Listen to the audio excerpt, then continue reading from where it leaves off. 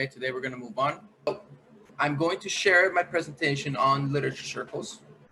Okay, so I'm going to share my presentation with you. There we go. Okay, so how to do literature circles for an ENG4U class. A literature circle is assigned to you by your teacher when the teacher wants you to open yourselves up to the text and engage with its content. What does it mean to open yourself up to the text? It means to approach the text without any prejudice in mind. You do not have any opinions about, oh, this is feminism, or oh, it's another feminism story, or oh, another long short story. No, you look at the page. You don't worry about how long it is. You just look at the page, you read it, you open yourself up to what's on the page, one page at a time, one sentence at a time. You open your mind and you try to see things from the author's point of view. That's what it means to open yourself up to the text. It's an incredibly enriching experience, but it takes practice. It does take practice. So you will, this is why a literature circle is assigned. Okay, so approach the text that way and you will be fine. Even if it takes practice, if you approach it that way, you will be fine.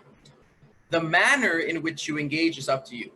So that means that you don't have to engage with it how I would engage with it, or how critics engage with it and analyze the archetypes and see what the social issues are and see what you can do it your way. Do you want to focus on characters? Focus on characters. Do you want to judge their decisions? Judge their decisions. Do you want to focus on the themes? Focus on the themes. Do you want to see how the plot is structured? Then focus on the plot. It's up to you how you want to engage and open yourself to the text. So because it's up to you, all that I can give you are some pointers. Okay, this is more of an assignment where I can see your effort, but there is still some criteria for success. So I am going to give you some pointers on how to prepare for a literature circle. So firstly, a literature circle is an opportunity for you to engage with the text seriously, as I said, on your own terms. So this is one of the only opportunities you get to analyze the text the way you want it to. You don't have a topic, you don't have a destination, you just have a text and yourself. This means, though, that you are going to be doing a close reading of the text, otherwise known as analyzing. So what is analyzing? We always say analyzing. Now, analyzing can mean a lot of things. Of course, I can analyze your behavior to see why you're doing what you're doing. I can analyze a situation, and that means take away its parts and look at the parts separately to analyze. So you take a whole and you take away, you take it apart. Some people analyze literature that way, and that's fine. Okay, but what analyzing really means, okay, is you look for meaning. To analyze means to simply search for meaning. Okay, it is not simply to ask what does a text mean, but also how does it mean what it's trying to say? How does the text accomplish its communication? We're not only focused on, oh yeah, the yellow wallpaper, it's about feminism, about women repression, that's what it means. Okay, but how does it mean it? So you have to look for choices that the author makes. So essentially, when analyzing, you consider two questions. And also when you're making a thesis statement, it's the same thing. You consider two questions. What choices does the author make? Give me a second here. I'm going to get a little something that's going to be useful for me. What choices does the author make? And why does the author make those choices? Those are the two questions you need to focus on when you're analyzing a text. Any text, not just literature, any text. Now, when taken seriously and without fear of overanalyzing, because a lot of students have this fear of overanalyzing, and it's a fear that shouldn't be there, because when you're analyzing, you're trying to get as much information as possible. You do not want to be afraid of overanalyzing. Think as much as you want, get as much information as you want. Of course, you have a time constraint, so within the time constraint, but if you had all day, take as much as you want. If you approach these questions seriously, these two questions here, you will be left with meaning. The answers for those questions will be meaning. So Does that mean that meaning is hidden in the story? It's like a hidden meaning of the story. Maybe, kind of. It doesn't mean that the author has put the meaning in the story for you. Meaning is how we receive it. It's more about us and less about how the author wishes to communicate. Okay, so the author might wish to communicate one way, but we receive it another way. So whatever the author intended to do with it, if we do not receive it, then there is no meaning in what the author has done. So is it a hidden meaning? It kind of is, but it's hidden only insofar as you're the one that finds it. So whatever is hidden depends on you. Whatever you find depends on what you wish to find. Okay? You're the one who finds it. You put the meaning in the text. But when you find the meaning in the text, when you consider those two questions, what does the author do and why? And what does the author do? What choices do they make, and why do they make those choices? When you consider those two questions, you have to ground your answer with textual evidence. So yes, you can interpret many ways you want. You can engage many ways you want, and you can find many meanings in a text. I can find a different meaning than Bill does, and Bill than James, and Lolo than Anne. But it has to be grounded in textual evidence. Okay, it's a ground. So you ground, or you don't prove per se. Proving is a little difficult, but you ground it. It has a basis, a foundation. So if somebody wishes to argue against you, they would have to take your textual evidence and they would have to challenge that. Okay, so it's a little stronger than just support. Okay, because there's a direct connection between the meaning, your point that you're making about the author's choices, and the textual evidence. But slow down, because before you analyze, you can't just jump into a text the first reading and analyze it. It's not going to work. It's going to be painful. Before you analyze and ask those questions. What questions? What choices does the author make, and why does the author make those choices? Before you ask that and analyze, you need to develop an understanding, a familiarity, and a connection with the text. To build a connection with the text, you cannot do it for a literature circle too quickly. Maybe some readers that are adept at reading and just have a, you know, how some people listen to music and they just immediately connect with what they listen to. That's possible. But for a connection with the text, you need to try to understand the author, and you need to see what the author's point of view is. You need to see the world as the author makes it. That's how you build a connection. The other way to build a connection is to relate strongly with one of the characters in the story, okay? But you can build an understanding and a familiarity with the text that you're reading. How do you do this? To do this, more often than not, some people and sometimes you can do it in one shot, it happens.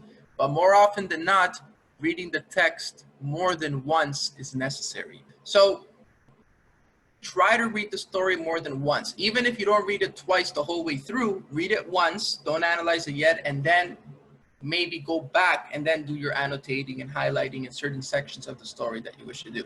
If you start analyzing and annotating on the first reading of the story, you will pace yourself slowly and your whole page will be yellow with highlight.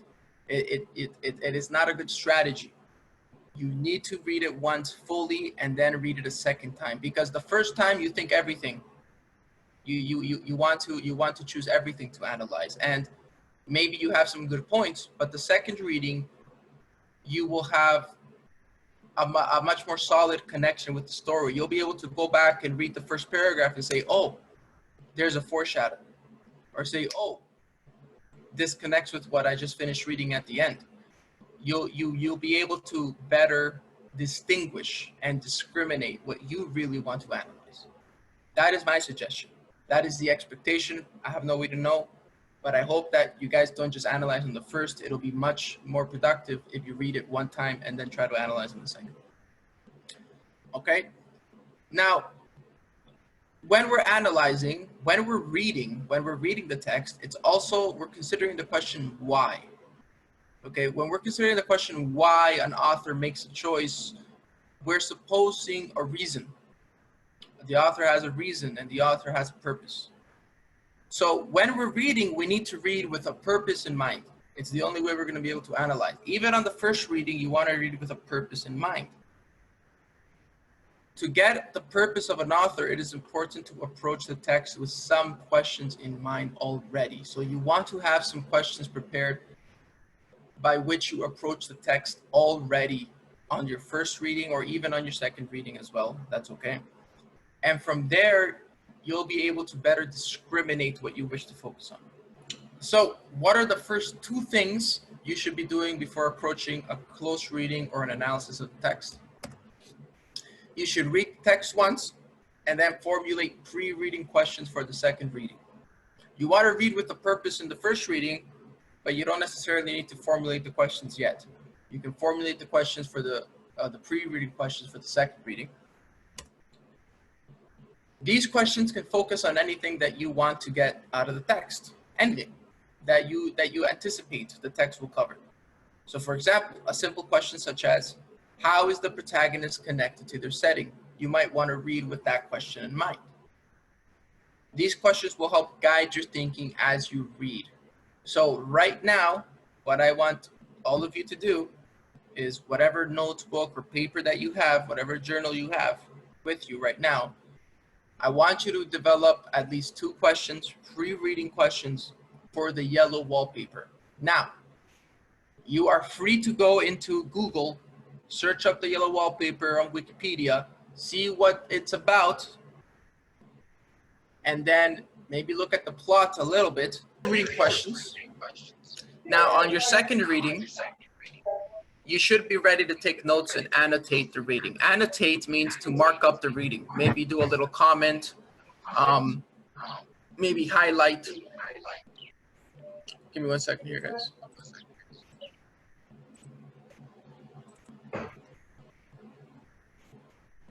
All right. And so yeah, annotate means to highlight the text, to make a little circle, maybe write a little something down. Annotating on the second reading is a very good idea. Not as much on the first reading. Like I said, on the first reading, annotating will kind of just, it'll control the pace of the story instead.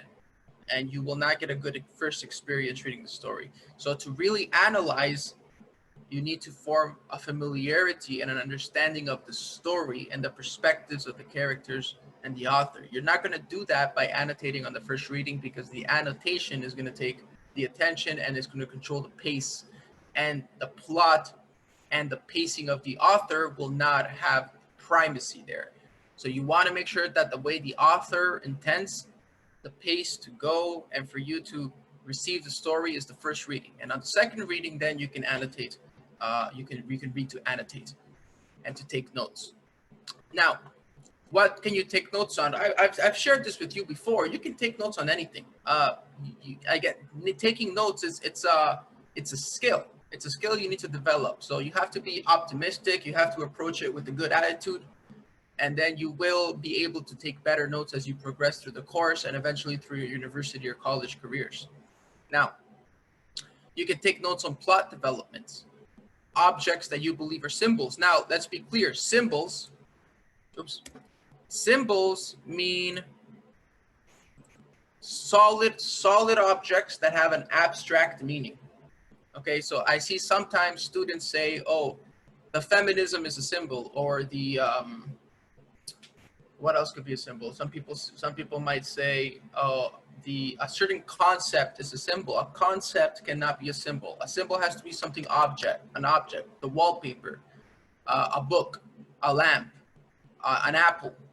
And then that solid object has an abstract, a kind of a conceptual, abstractual meaning. Okay, so it has to be an object. So you can take notes on what you believe are symbols, on what you believe good word choice is. It's very important, word choice. Authors are distinguished by what words they use. So the words that the authors use are very important. Eventually, later on, when we move on to The Great Gatsby, diction is going to be one of the most important factors of understanding the book. It's a beautiful language, but it's hard vocabulary. I'm going to be giving you worksheets on diction, and we're going to be having discussions on diction later on in the course to help you with that. But right now, it'll be good to practice. Take notes on diction. And when you're taking notes, you want to just wonder about what you're reading. Wonder about it. Think about it. Don't not be shy or hold back. Read as close as you want and analyze as much as you wish. This part of the second reading where you take notes and annotate. This is where you begin to collect your textual evidence. Once you have your textual evidence, you don't have to use it all, but you use some of it or all of it, depends on how good it is, to construct the meaning out of it, okay? And you can begin, once you have this process, you can begin to discuss the story and you will develop insights on the story, but you have to be true to the process. Unless you're extremely talented, of course. All right, so what do I mean by insight? So you have your textual evidence, you studied it, you've started to develop insights. What are insights? What do you mean by insights? So insights, what insights? So what is it that you're understanding from the book? That's up to you. Okay, an insight is what you believe you can say about the story. What do you have to say about the plot, about the author, about the characters? What do you believe you can say about it with confidence? And what does it mean to say with confidence? Well, it means to say it with grounded on textual evidence. You're confident because you have the textual evidence. You've read it twice. You've looked at it. You've annotated it. You've thought about it. You've read closely, and this is your conclusion. You're confident about it. You can say something about it. You can argue with your peer. You can say, no, my position is right. There's nothing wrong with that. But you have it grounded on textual evidence. So that's what an insight is, whatever you put into it, okay? You can discuss many types of insights. You can discuss what you believe the text is saying about its theme. So if the theme of a story is love, well, what does it say about love? If the theme of the yellow wallpaper is feminism or maybe bad medical diagnosis, what does it say about that theme? You can discuss the social issues in the book. You can discuss the plot structure. You can have a whole essay on plot structure. You can discuss the characters, right? By plot structure, I mean, okay, what does the author gain by structuring the plot the way he did? Why is that a good climax? Or why shouldn't it be the climax? Or what would have been a better climax? Or what does the author gain by introducing the story this way? Or how does this trigger incident set up the rest of the story? You can get a whole essay on that. You can discuss plot structure.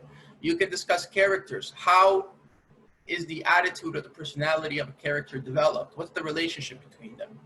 You can judge the character's decisions. How would you have acted? Maybe the husband didn't act properly, or maybe you think that the husband, yes, he lived in a patriarchal society, he was a little oppressive of her wife, but maybe you can judge and say, look, at the end of the day, he was a good husband, he was just a product of his time. You can judge the character's decision. So whatever insight you develop, that's up to you, as long as you ground it on textual evidence. The beautiful thing about literature is that as long as you do ground the discussion and insight on textual evidence, you can say anything you want about it. So what are you going to submit? That's the question. You're going to submit 1 page of notes. It doesn't have to be a whole page of notes. It could be, a couple of spaces in between. Be honest with yourself, be honest with me about 1 page of notes. It doesn't have to be every line, okay? But human beings can tell if other people are honest. So I'll be able to tell if you're being honest about 1 page. You have 2 huge spaces right here. That's not 1 page, okay? Be honest with yourself, be honest with me. 1 page of notes. Your page of notes should include 3 new questions, not pre-reading questions. These are 3 new questions after you've read that you wish to communicate to your classmates, because again, you will be responding to those questions that your classmates make. So 3 new questions, 1 of each of the following. We're going to look at them in a second. What 3 questions do you need to write? You need to have a recorded discussion where you engage with your notes. The discussion can be just like your notes are, but I don't want you to be reading off them. I want it to be a discussion, an exploration, okay? You can discuss the aspect of the story that you find most interesting. You can discuss any of these things we talked about here, okay? So you're gonna have a 1 page of notes with 3 questions included at the end or at the beginning. are recorded. By the way, you're not answering your questions. Your notes are a discussion of what you saw in the story. Your questions are for your peers, okay? A recorded discussion, and lastly, a reply to your peers. So what type of questions are we going to write? There's 3 types of questions I want you to focus on for the literature circle. The first type of question is a matter question. Questions that deal with the text itself, just the text. Okay, so for example, Romeo and Juliet. What is the nurse's opinion on the Romeo and Juliet relationship? Well, that's misspelled. On Romeo and Juliet's relationship. Okay. What is the opinion? You can ask your peers what a simple matter question is, the fact of the matter. What does it say in the text? A simple matter question. Usually these are the type of questions that you see in simple reading comprehension questions. Okay. This type of matter question deals with the story itself, what happened of the text. For poetry, because tomorrow you're going to be doing it for poetry, this question can deal with the form or the content of the text, such as diction, setting, rhyme scheme, etc. We'll be looking at another one for poetry tomorrow. Personal reality questions. This is the second type of question I want, right? So when you're writing your questions, one of each. There's 3 types of questions. You'll have 3 questions, one of each. A personal reality question are questions that focus on the individual reader's experience. Maybe not you, so you're not asking a question about your experience.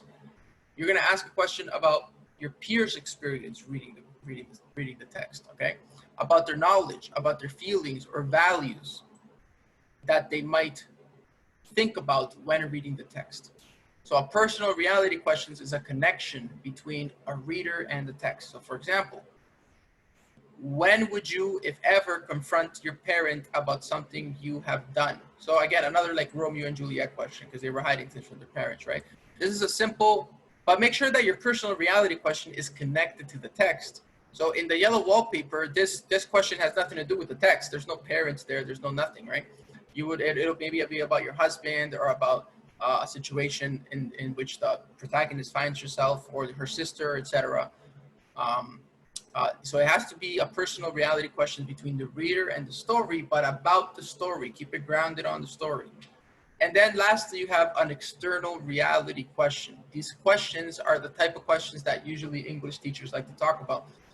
Questions that deal with the world and other literature. So you can connect the story to the world, or you can connect the story to other literature that we've read, like in the past, like the Story of an Hour or an Emily for Rose.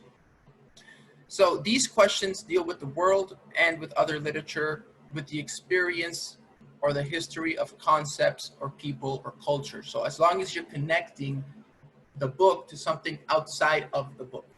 Okay, you've already connected the book to a reader, but now you, in an external reality questions, you're going to be connecting it to the external reality, something outside of a person. Okay. Now, for example, you haven't read Hamlet yet, I don't think, but is Hamlet guilty of breaking the great chain of being? The great chain of being was a theory in medieval philosophy that described a hierarchy. There was God, the angels, humans, the animals, the rocks, etc., etc., etc. So did he break it? That is connecting the book to something external. We don't believe in the great chain of being anymore, but that would be an external reality question. Right, so this question again focuses on concepts, practices, historical issues, or political issues, anything external to the book itself.